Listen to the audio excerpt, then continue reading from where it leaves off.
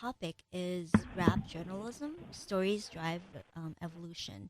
So we have Inverse K. Hello. Hello, hello. How's it going? Good. Thanks for joining us. Yeah, thanks so much for having me. So I'm gonna call you Inverse K because that is a lot cooler.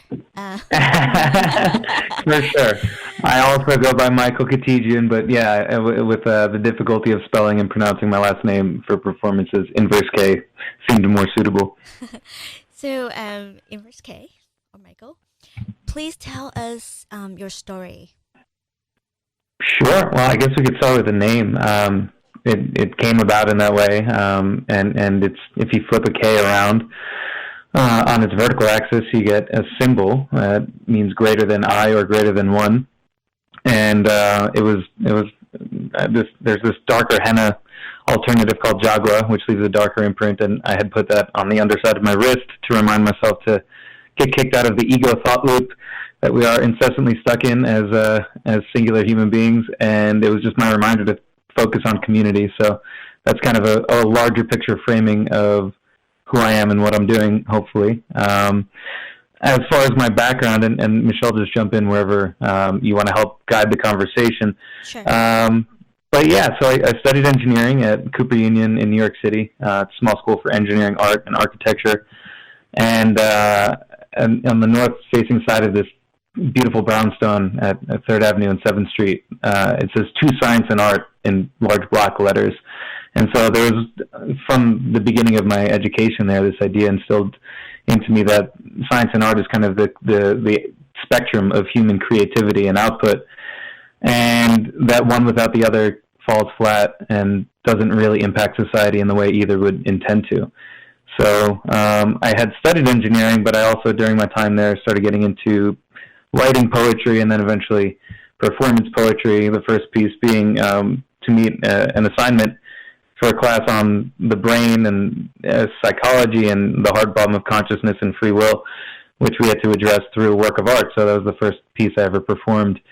And that kind of set the tone for moving forward when I was working with a software startup in New York, managing operations, doing some project management, just continuously writing, fleshing that out more just as a kind of side hobby. And then in 2016, January, I moved to Sri Lanka to pursue more directly community building efforts through co-working, events, workshops, and that sort of thing with essentially a brother of mine, brothers who met later in life, you could say. And yeah, so while over there, I started getting more into the performance side of things and did a wrap-up for this week-long exhibition focused on environmental sustainability.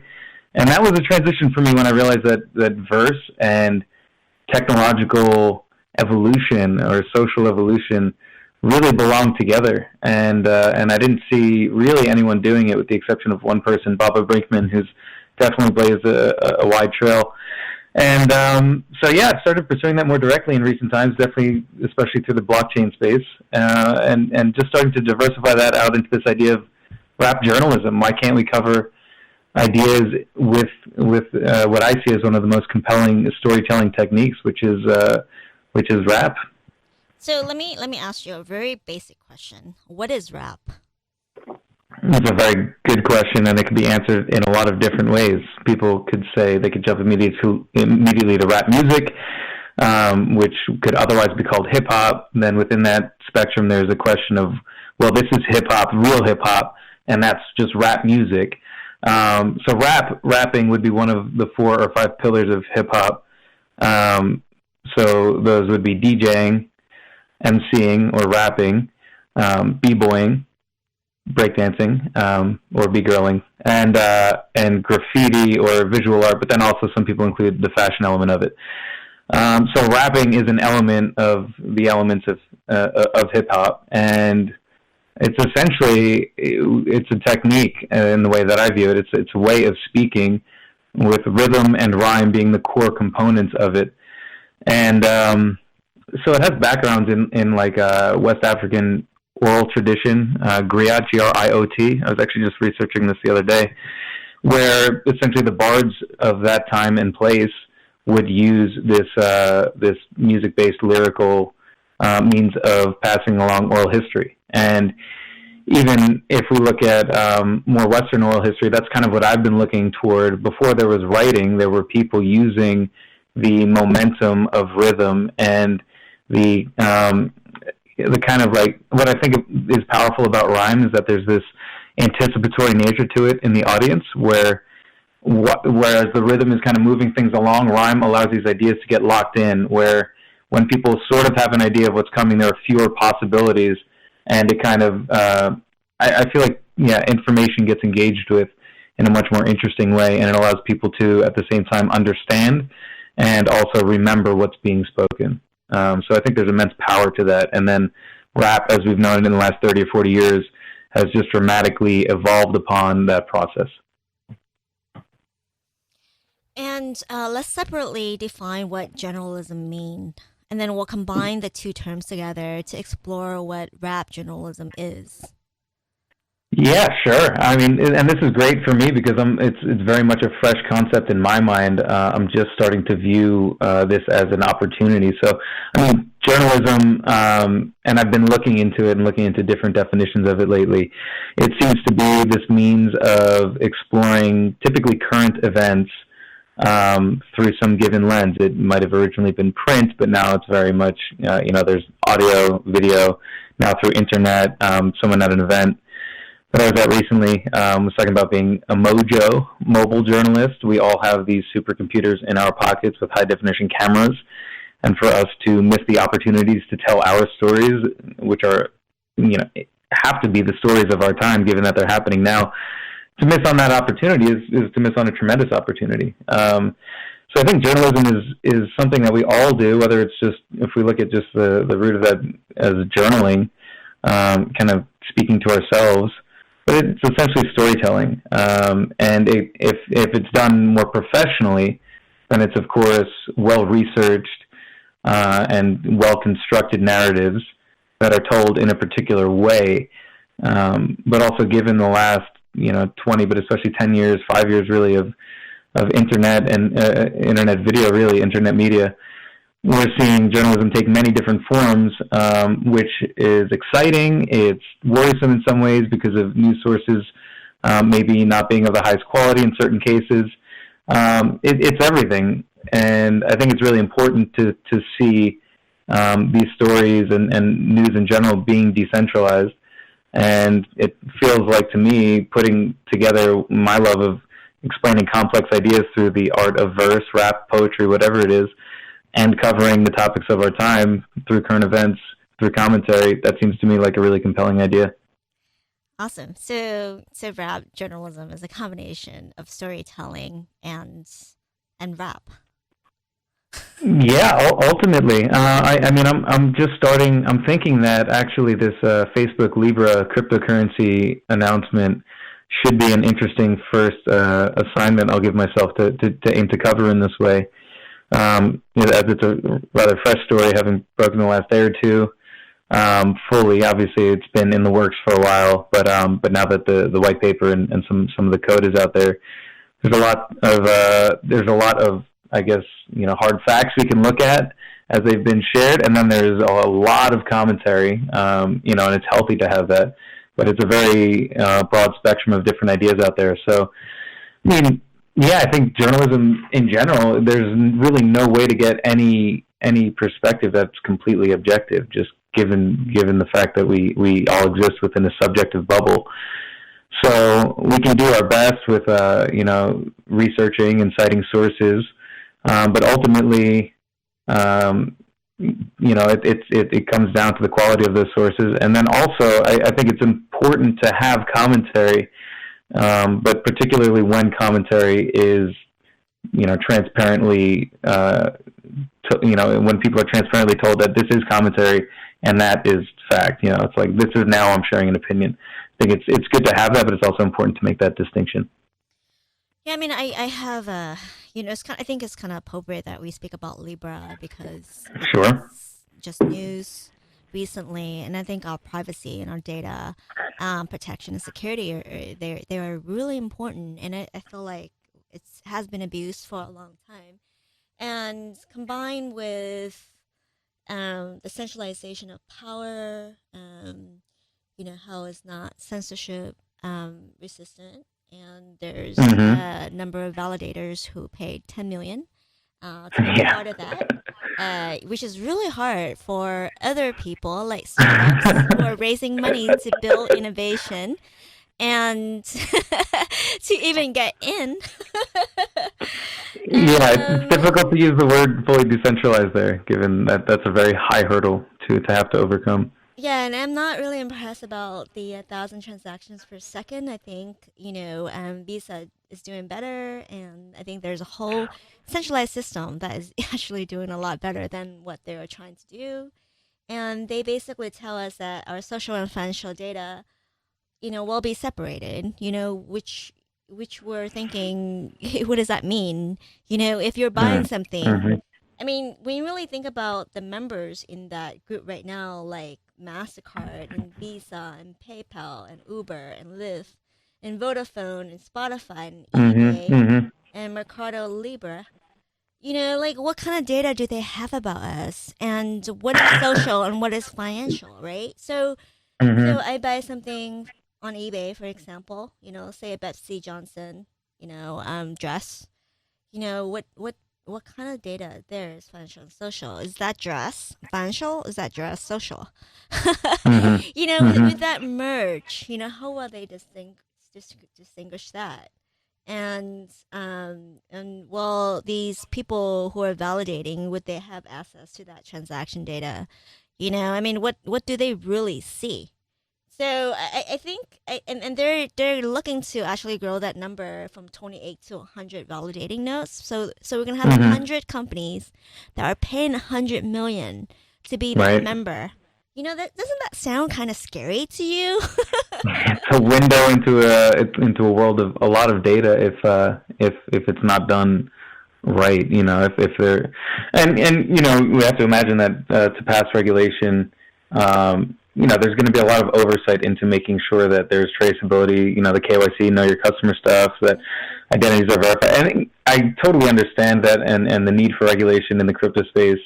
It's there because we can talk all we want about wanting to be completely counterculture revolutionary, but to completely you can't just completely ignore or topple the existing system. It has to work fluidly as a transition or an evolution, or just lays a very strong path where people just jump into that as an alternative, and none of those are the case right now. So, yeah, I mean, I definitely need to learn a lot more about it. There's a lot more research to be done, but given what we know now about how large centralized mega corporations handle our data, it's not the most confidence inspiring situation. My hope is that given these new technologies and given the alternatives that are popping up, that at least the expectations of what is normal will be raised to a level where it's like, well, I can have this platform that encrypts all my data and doesn't keep it, my password in a plain text document to be hacked, in one place, but instead is encrypted and decentralized and all this stuff. So if that then inspires other companies to, maybe not inspires, but where they just kind of have to update or be lost to some other platform, then I think that's a benefit too. But it seems like it won't be done, without some dragged feet. And we definitely have to have our, skeptical meters pretty high, as to what's Well, going to happen. yeah, I mean, what is very alarming to me is that currently Facebook has a marketplace and it has different divisions. It has a messenger app, it has the marketplace, of course, it has a social app, it has Instagram. Mm-hmm. So having having a note and partnering with these 28 and then 100 big companies that you know that we pay through, and also we buy from, the music that we listen to, Mm-hmm. the locations of where we go. I think it's like who is turning on the remote control, who is really controlling the data in the world, right? Mm-hmm. So if you have, besides having Facebook and Instagram and WhatsApp, you're basically given access to Facebook, all these data, from other companies, do the transaction. Which that means that they have information on, time, metadata, what we're buying, when, where we're going. I think it becomes very dangerous. And if Facebook is known for honoring their privacy policy, I would understand, but it doesn't seem to, based on court records and, and paperwork and documentation from other countries that showed that they haven't, and that's alarming. So let's go back to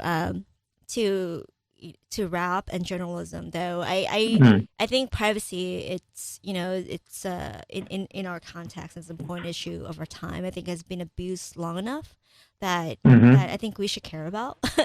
So I think so too. Yeah. So do you want to show us a little bit about your rap? Absolutely, yeah. What better way to talk about it than to demonstrate it? Awesome. Yeah. So this piece called Reclamation. This was a collaboration with a nonprofit called Pillar Project, based in the UK. So they're doing really nice work to allow people to live more decentralized and encrypted lives. Their vision is of a model where, right now we sign up for Facebook, Google, whatever. We put all of some people sign up. A friend posted on Facebook recently, about someone, find out your credit score for free. Yeah, let me give you all of my personal details, and then you can tell me whether I'm susceptible to fraud or, data insecurity. Where's that information going to be kept? Not to mention that, plenty of these, Experian got hacked, whatever it is. There's hacks every day, every week.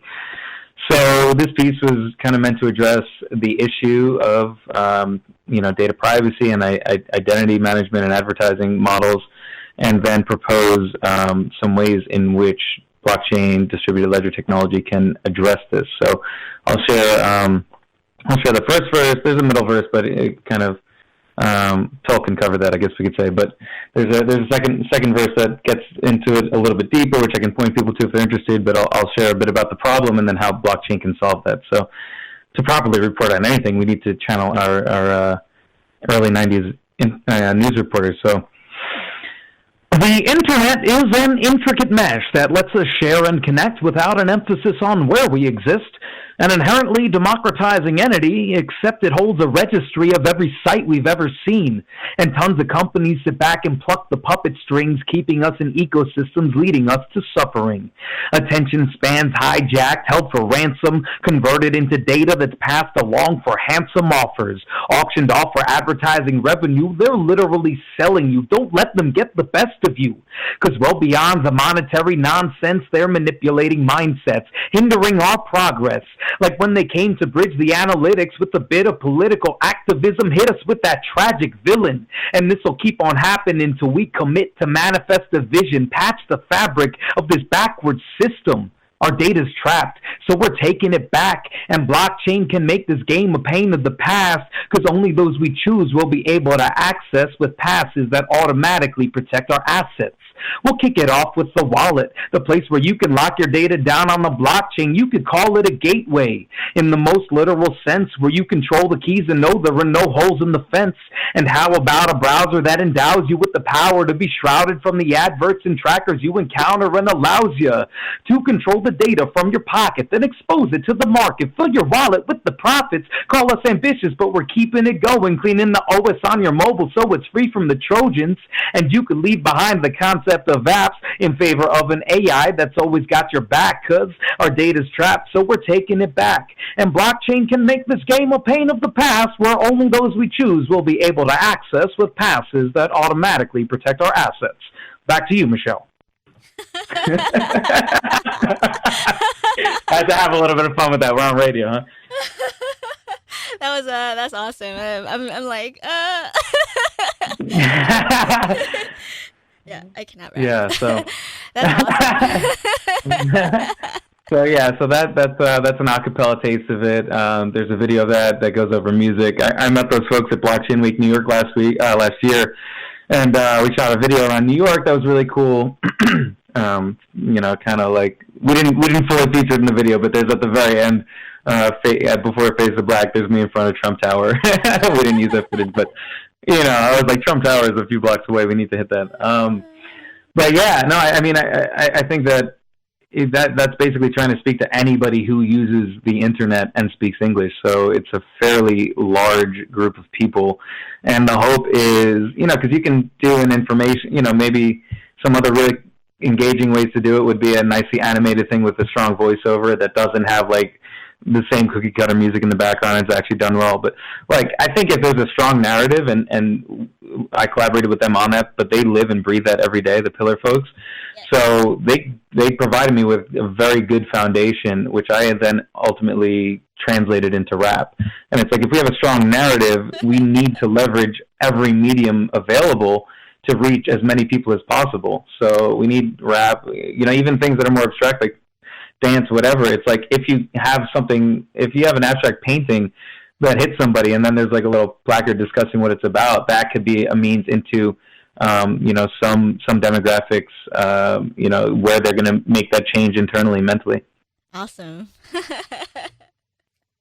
I think so. For me, it's just like, I've just always been fascinated with the musicality of words, and when words rhyme, and just certain, you hear certain rappers, and it just sounds incredible. And then when they're talking about a cohesive, coherent story, it's super cool. And then it's just like, my question was, what if those stories were about, the defining topics of our time? We're at this exponential cusp of, information technology rapidly increasing, as well as, things like population, things like, definitely climate change being a thing, and like, there are a lot of things that are moving very rapidly. So I think the more work that we do to bring, a lot of attention to them, the better off we are, because it's so much about attention. I love poetry, and I love words and language. Mm-hmm. And I love this. I think it's memorable. I think as humans, I think we remember stories. Mm-hmm. Like, if you tell me a story, I'll remember it forever.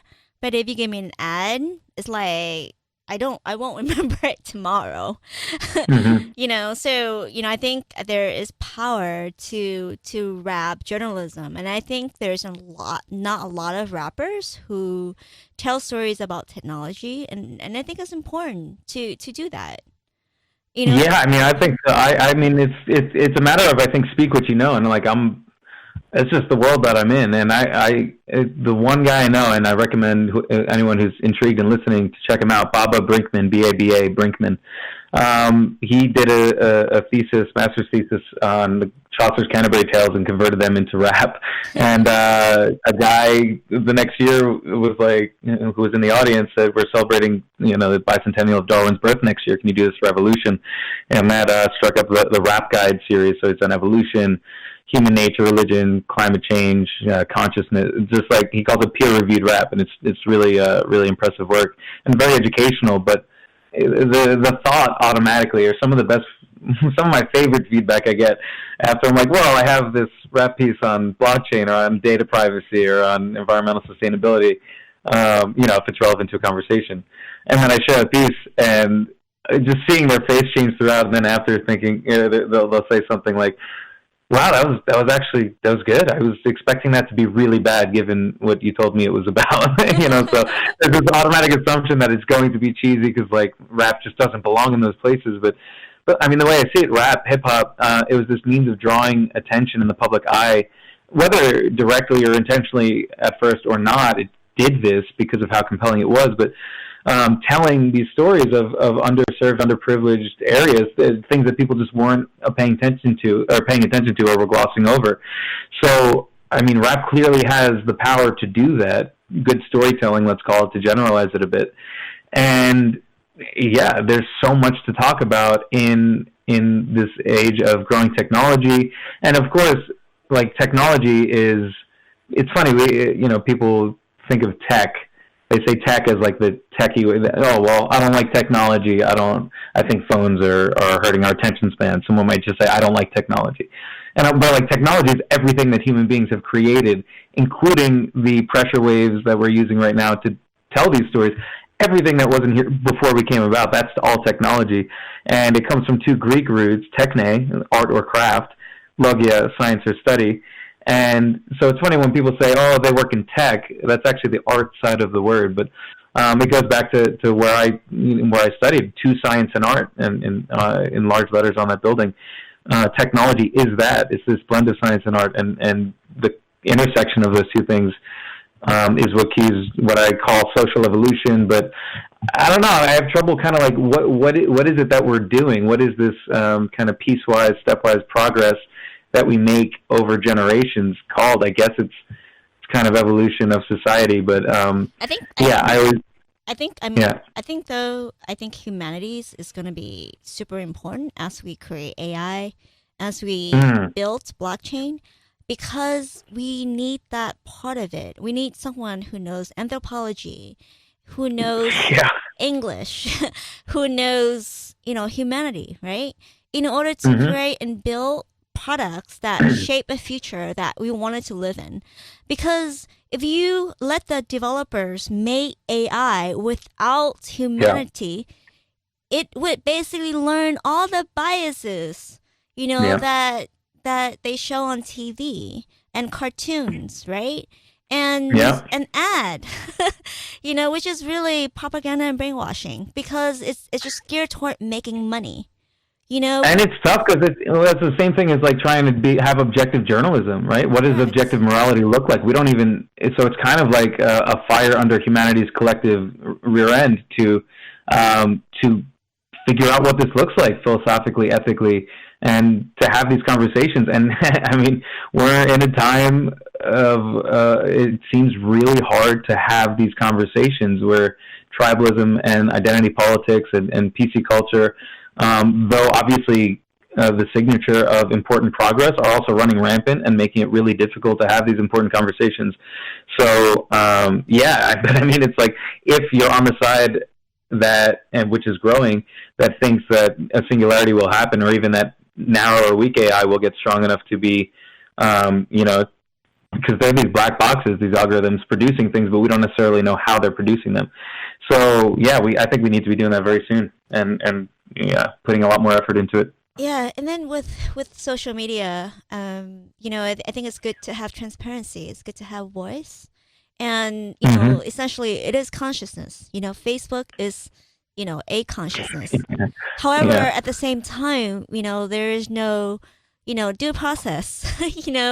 People who are making the judgment are going to be social media and not the judges. And I think it's shifted a lot. And I've seen, if you go to Instagram, pictures have changed to normal stuff. In order to be famous, you need to show, you need to wear a bikini. I think on Twitter you want to be famous. I'll keep that in mind. And on Twitter, you want to be famous. You have to be you have to be a certain personality type. You have to be very different.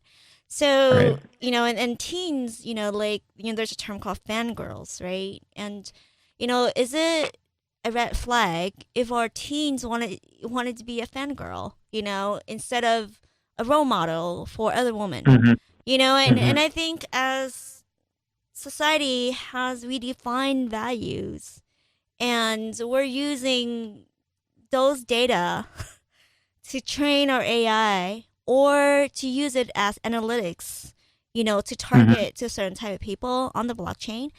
I think we need to be really careful. I completely agree.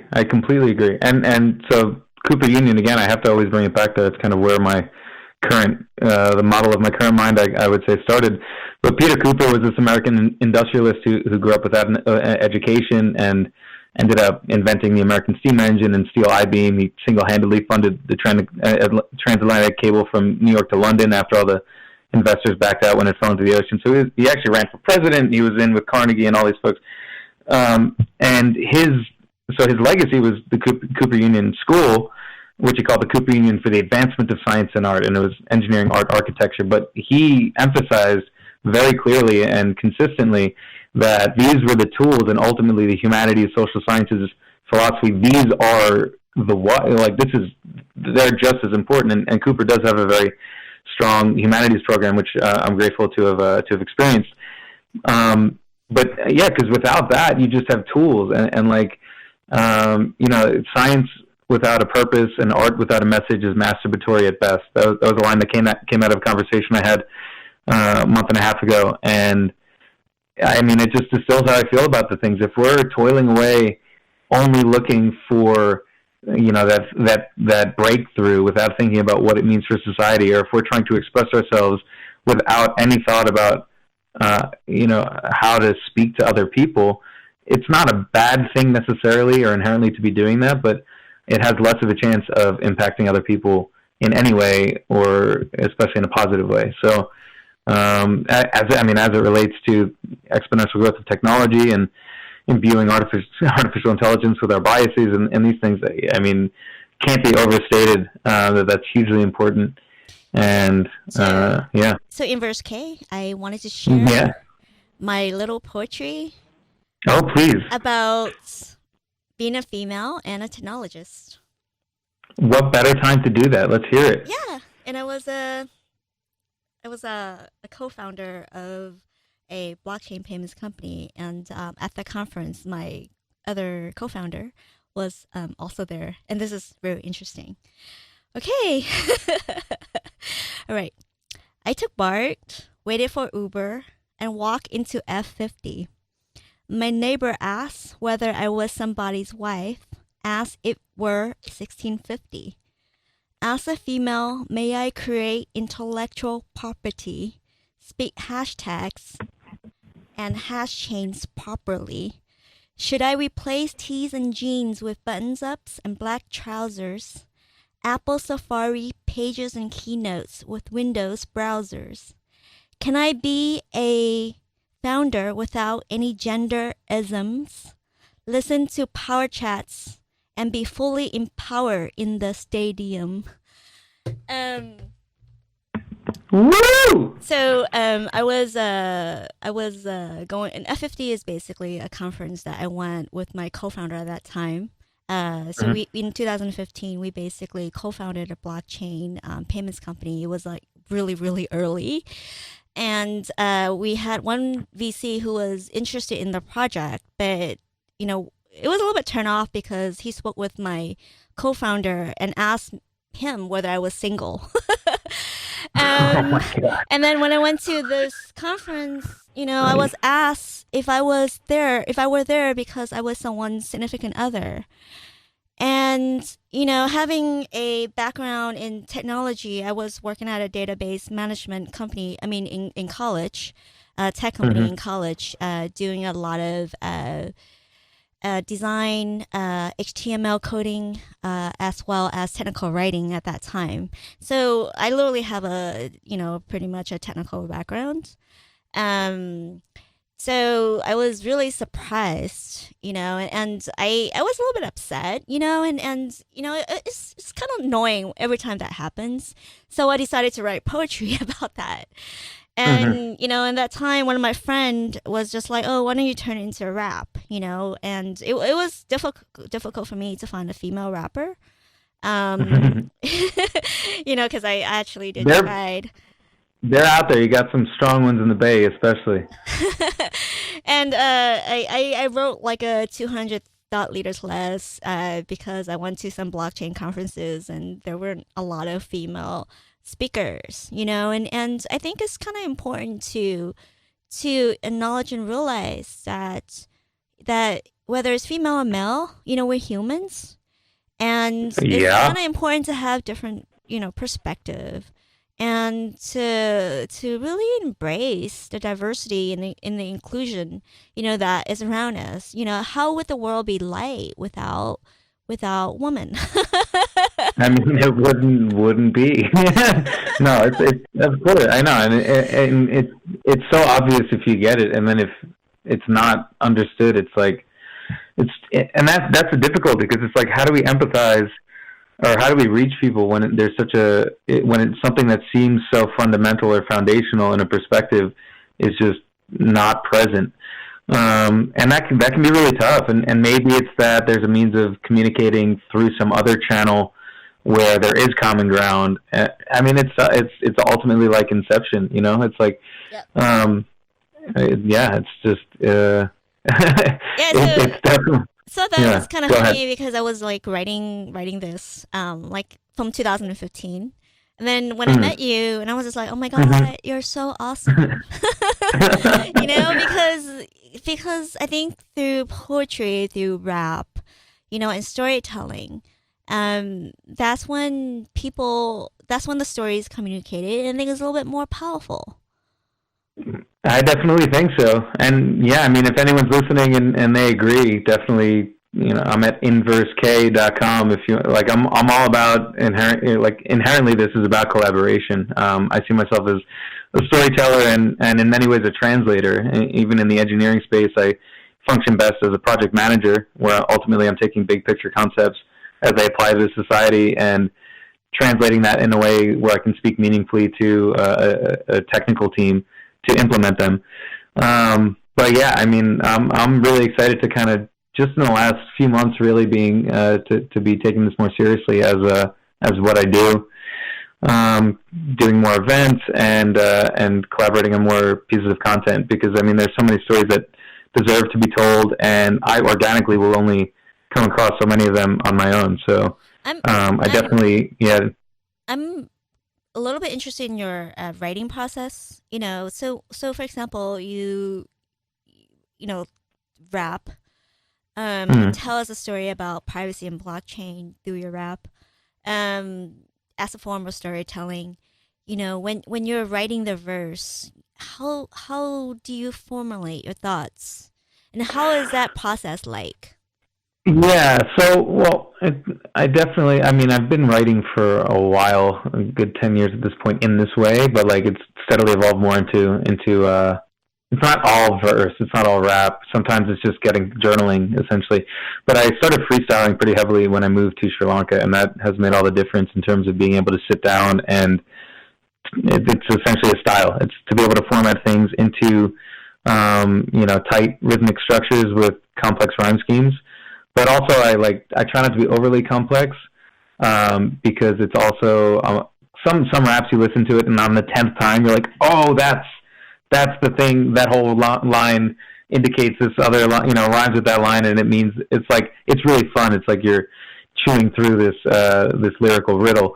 I'm trying to be you know instead of needing scuba diving I'm trying to surf a little bit more but where it's like really high engagement, but also high throughput of ideas. So with that piece, for example, the data privacy piece, like I said, we collaborated on the narrative, and it was a matter of just structuring that in such a way where I thought if I were just telling the story, this would make sense as far as you know the peaks and valleys of that narrative. And then you know it's just sitting down and how can I say this one bullet point in one or two lines that have you know rhythm and rhyme to it and it's hard to explain it sometimes because a lot of it just it's it's freestyling in the moment, you know. So it's like I have a beat on oftentimes when I'm writing, and what comes out. So it's kind of like free association. And I've joked to a lot of people that the more you play with the words, they just want to be played with, and they want to play with each other, and they just really enjoy. You know that kind of recreation, and then the more you play with them, the more readily available they are to mix and match and form their own groups and sound good together and have a flow. So there's that. Otherwise, sometimes it's just freestyling. Sometimes it's just you know one piece I wrote on kind of embracing technological evolution. It was just you know meeting a lot of people's dissatisfaction with technology and having to chuckle at it because you're saying this through your digital technology. You're saying it through your vocal technology, which was Kevin Kelly called the first internet language. And you know, without technology, we aren't here. We don't exist, and we're especially at a pivotal, you know, turning point where we could say that technology has put us at this, you know, on this precipice. But at the same time, regardless of how we got here, we are here now. And even though it seems counterintuitive or scary, more technology and better technology and more responsible technology is really the only solution I can see to really move past our difficulties now and be a prosperous, equitable civilization moving forward. Well said. I mean, that's awesome. And in terms of rap journalism, and the future of that, do you think Hmm. that there will be more, um, I guess I'll call it technology In general, rappers yeah. in general, or I mean, I would love to bring more people who are talented with words, and have, are interest, because you can't fake it. You got to talk about what you know, otherwise it's going to be superficial. It's just the case. Just like there's a lot of types of rap that I couldn't write. I can't write. I I've written love poems, and then I've written poems about love, and they're very different. And yeah, so I mean, but I would love to bring people, to show people that this is a means of expressing yourself, and also I'd love to see like collaborations with, I mean, with musical artists, like rap artists, any artist really, but where they would be willing to do a feature on a track like this, or to do, because what else are you doing if you have a platform? What else are you using it for? I mean, self-serve all you want, that's fine, but give a fraction of a percentage back to narratives that can really impact a lot of people. So I'd love to see that. And yeah, and then there's also some really great stuff in the works. There's actually there's a fun rap battle coming out. That's all I think I'm able to say. But keep your eyes peeled for a very insightful, informative rap battle coming out in the next month or two, and more stuff like that is definitely in the works. And it has the potential and will be really powerful, as just one again of many mediums, and we'll need all of them. and for just I mean I think it's just so powerful because it's just so personal, right? I mean, Hmm. it's like an artist, you know.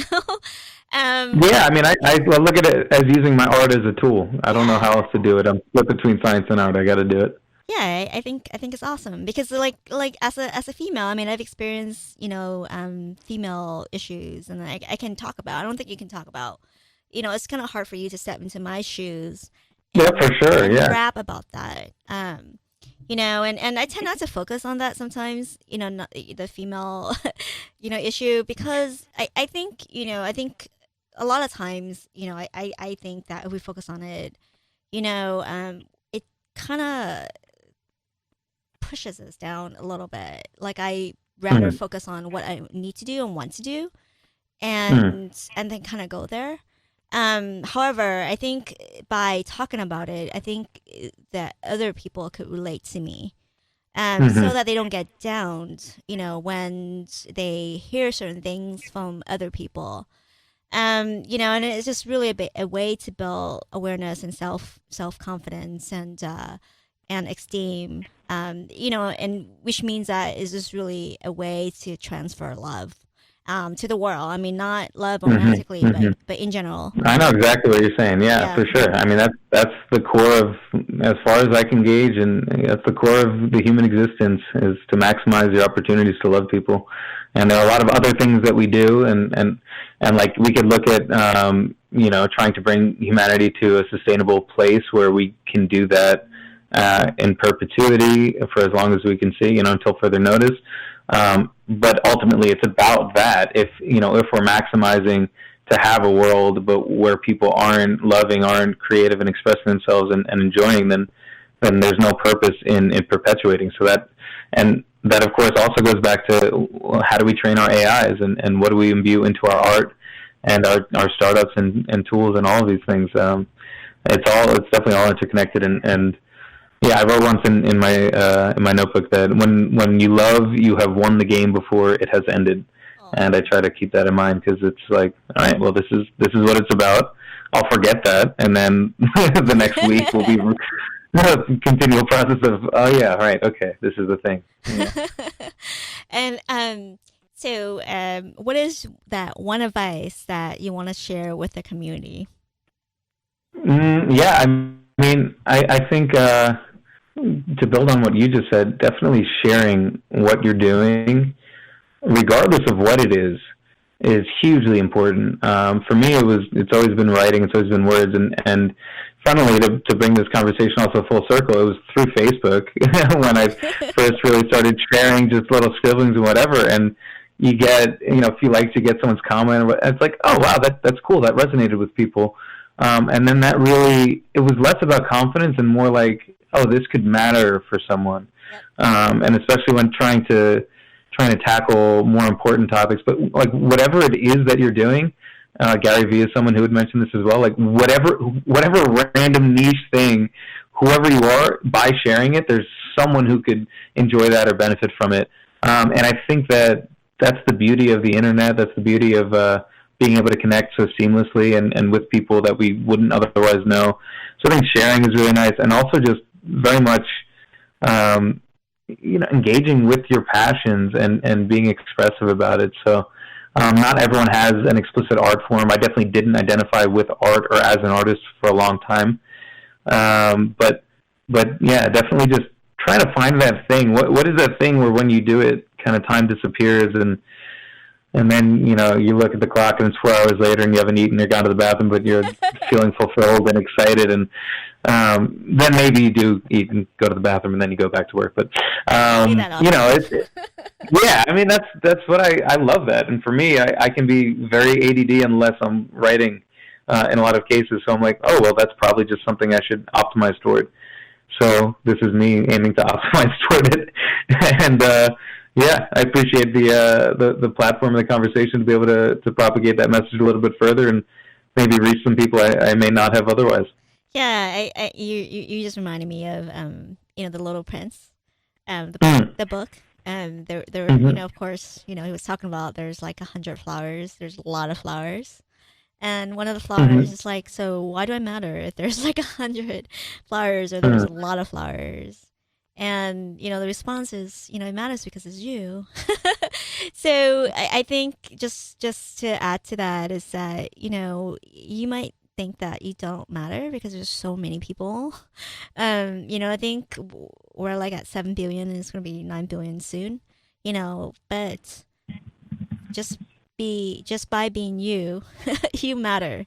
I think that's what this empowering or empowerment revolution is really bringing that power to the individual, and I think that's the original ethos of blockchain, before it gets a little bit tainted.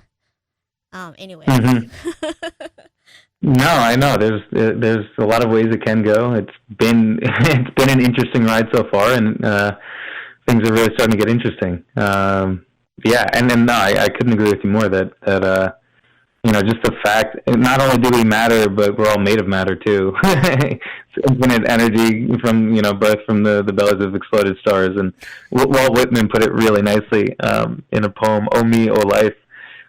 He's saying, of all this nonsense, all the plotting, sordid crowds I see around me, I'm so he's getting down on himself. He says the question, "Oh me, so sad, recurring. What good amid these? Oh me, oh life." And then he has a few line breaks, and in the middle of the line in italics he writes, "Answer," as if it's a journal entry. "Answer that you are here, that life exists, and identity, that the powerful play goes on, and you may contribute a verse." And I think that's just some of the most powerful. I mean, if that's not a case for it, and also Albert Camus' Myth of Sisyphus is a beautiful exploration of what it means to be human and the existential crisis and struggle, and then also Viktor Frankl's Man's Search for Meaning, Human Search for Meaning, I think, if it were to be updated. But yeah, no, I mean that's what it's about. That's super awesome. I think I can speak with you forever. I think so. I know we haven't even talked about conversations on or off air. Yeah, I mean we haven't even talked about consciousness and a bunch of other things. But I think we'll continue the conversation at another time. And I just want to thank you for being here. It was awesome. I think talking about rap, journalism, and the importance of how stories change society and shape society, and and a people as a group, as a we. I think that's very important. So I really appreciate you being here. Yeah, I mean that's absolutely the hope. I really appreciate you inviting me to talk more about this. Is without a doubt just as good as the last chat we had, and there are more to come. And yeah, if this resonated with anybody, if you want to learn more about using RAP to discuss technology and social impact and stuff, you can check out inversek.com. And yeah, definitely more conversations to be had. So really appreciate your time, Michelle. Thanks for having me. Okay, bye bye. Alrighty, bye bye. Bye bye.